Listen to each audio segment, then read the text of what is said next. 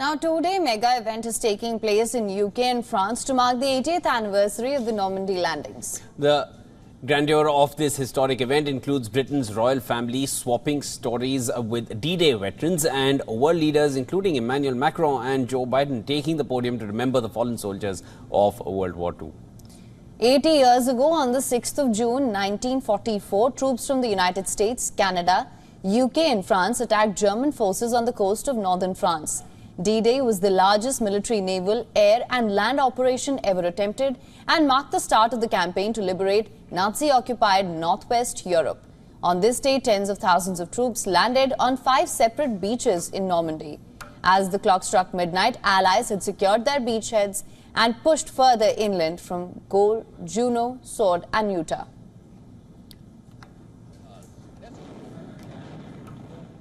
Landings would be impossible without the support of massive air and naval forces, which were much stronger than those of the Germans. But on D-Day alone, as many as 4,400 troops died from the combined Allied forces. Some 9,000 soldiers were wounded or missing. Allied forces liberated Paris during 1944 in late August. On the eve of the 80th anniversary of the D-Day landings, British Army paratroopers recreated a drop into the fields of Normandy.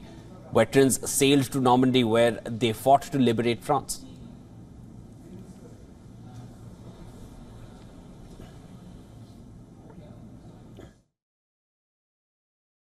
I am going to be 102 in December.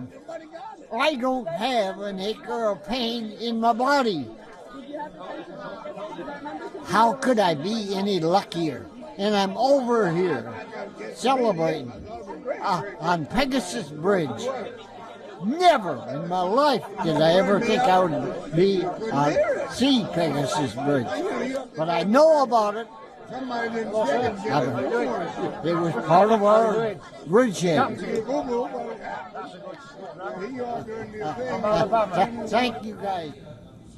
Canadian World War II veterans visited the graves of 2,000 soldiers buried at the Beny-sur-Mer Canadian War Cemetery in France.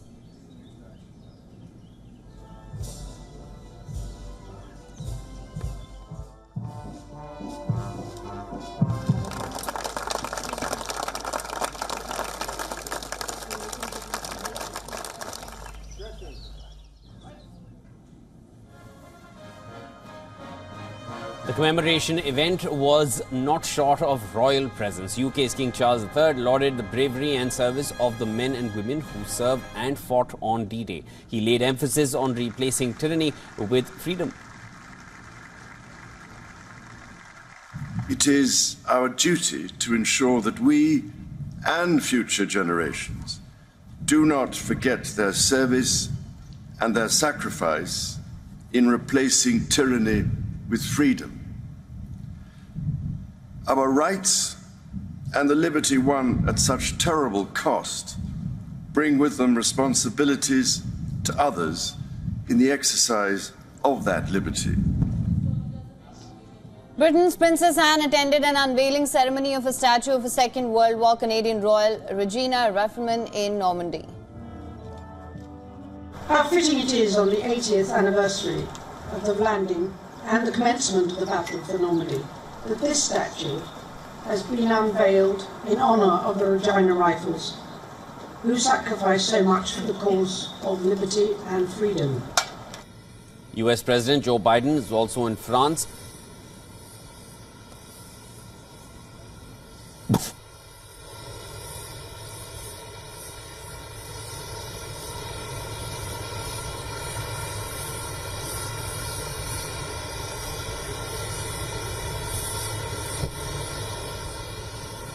US President Joe Biden is also in France on a trip designed to underscore his commitment to US allies in Europe. Biden will spend 5 days in France, where he is expected to hold a state visit with French President Emmanuel Macron.